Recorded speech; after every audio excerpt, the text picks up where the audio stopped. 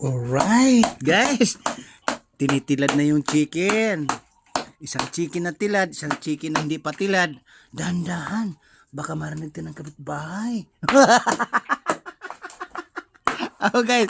Kaya nga sinapin namin ng karton. Baka daw marinig ng kapitbahay.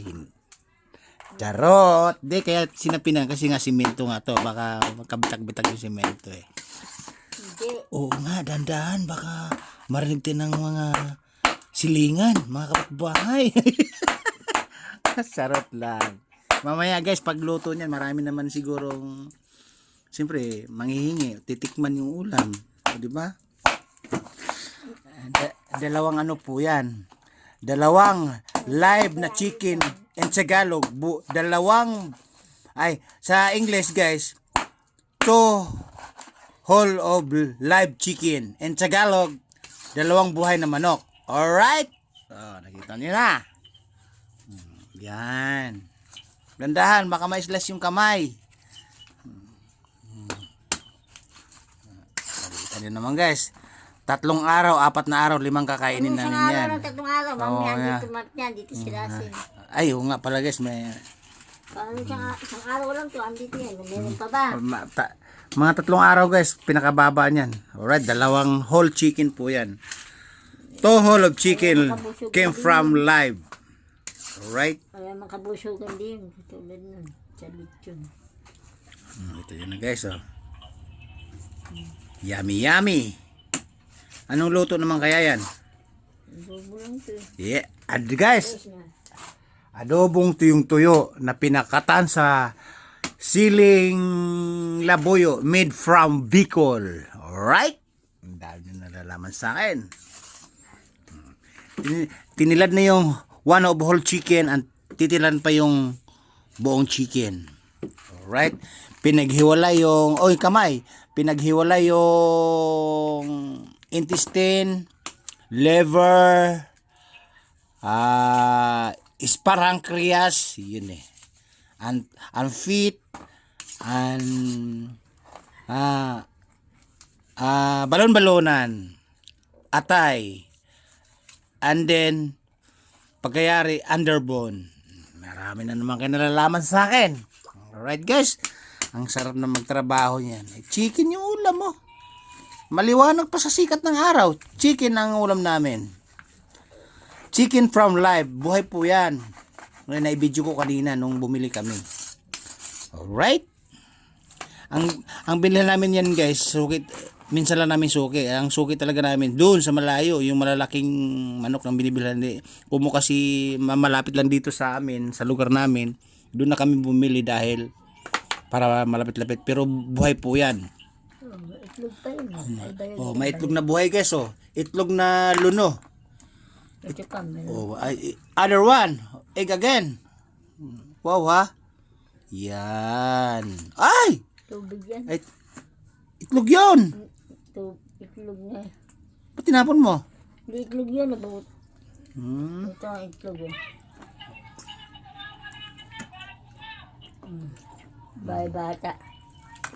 Bye. Ay, may matigas na itlog. Alright. Ay, 2 ng itlog. Nasa isa kanina? 2 ng itlog na guys lang naitabi. Kaya adobo ko yan. Adobo doon niya yun. Guys, kita niyo na. 2 whole of chicken came from live. Alright. Sarap na naman ang ulam ni biyaherong mabunga. Sapak na naman sa trabaho.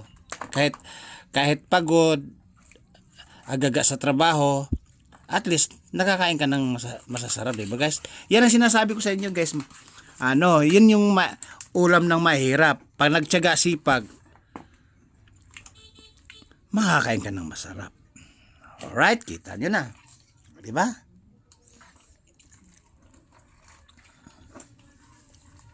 Alright. Ay, tatapon nyo na sa mangkok. Okay. Tingnan mo guys, sa laman loob pa lang guys, panalo na. Di ba? Nakita nyo naman. Ito na, ilang emperador, ilang gina ang babagsak nito sa laman loob pa lang, di ba? Marami ng boteng itsutsumba. Kita nyo naman, di ba? Pinaghiwalay yung laman loob, pinaghiwalay yung taba-taba ba o yung dumi, pinaghihiwalay, tapos pinagbubukod yung tinitilad. Alright? Yan ang ulam namin ngayong araw. Pinakatagal na guys, 3 days lang yan, 2 manok na yan. Pagka pinaka tikim-tikim lang. Pero pagka malakas kumain, 2 days, sibak na. Alright? Kasi 2 po yan. Isasalang sa pressure cooker yan. Mabilis maluto yan. Mabilis na rin nguyain, kainin, ubusin. Alright? O, nakita nyo na. Ulam ng mahirap, pag nagsipag, nagtiyaga, again, nakakain ng masarap. O, di ba? O, paano guys? Ibaba ko na kasi nasa Isabela Davao na tayo. Medyo mahaba-haba na yung biyahe.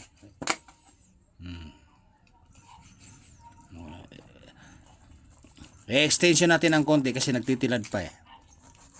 Sinusyo ko lang sa inyo kasi nga kanina pa namin binili yan. Naging followers pa natin yung tagapagbenta ng manok na buhay doon. Kaso nga guys, nung palayo na kami at paalis na kami sa pwesto nila, sinundan ako ng tingin. Ayun pala, natutuwa, tumatawa sa ating mga videos, sa mga short videos. Oh my goodness, tanggal ang stress. Duda ko nga guys, yung sa tangkal, sa kulungan ng manok, baka makalimutan isara ang pinto, maglulundagan ang manok. Magtakbuhan doon sa may gilid ng highway. Kasi sa gilid ng highway nakatira na nakapwesto eh. Kasi kapapanood ng video natin. Alright?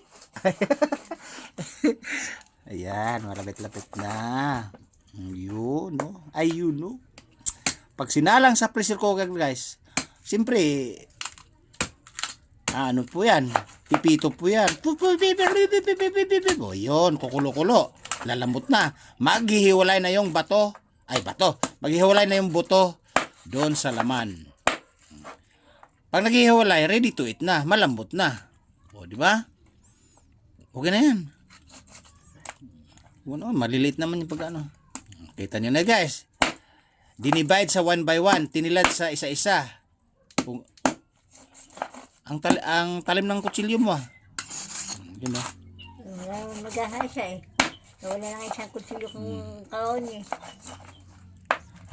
Kita na naman dito guys. Akala mo may handaan. Akala mo may celebrant. Diba? Pag bumili kami ng ulam, walang okasyon, walang birthday, walang kasalan, walang binyagan. Basta ulam lang yan sa natural day.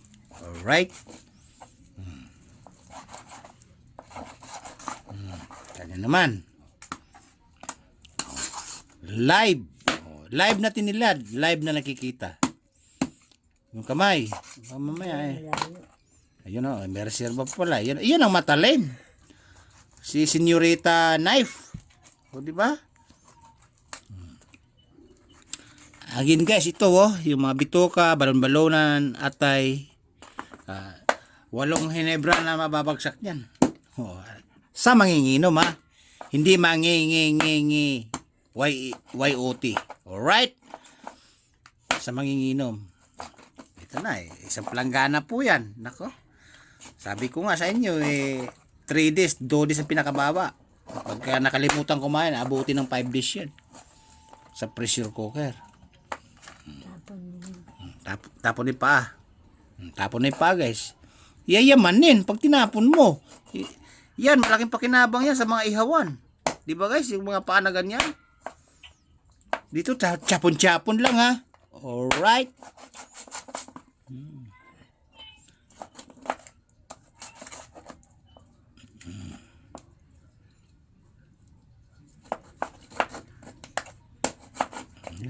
Yan, pare na guys. Last batch na, yun. Antalim. Okay? Alright guys. Ibababa ko na. Tapos na yung tilaran ng chicken. Again, Tohol live chicken. Ang binuwal, ang tinudas ngayon araw. Para sa ulam namin. Alright? Baboy. Yummy, yummy! Yoo!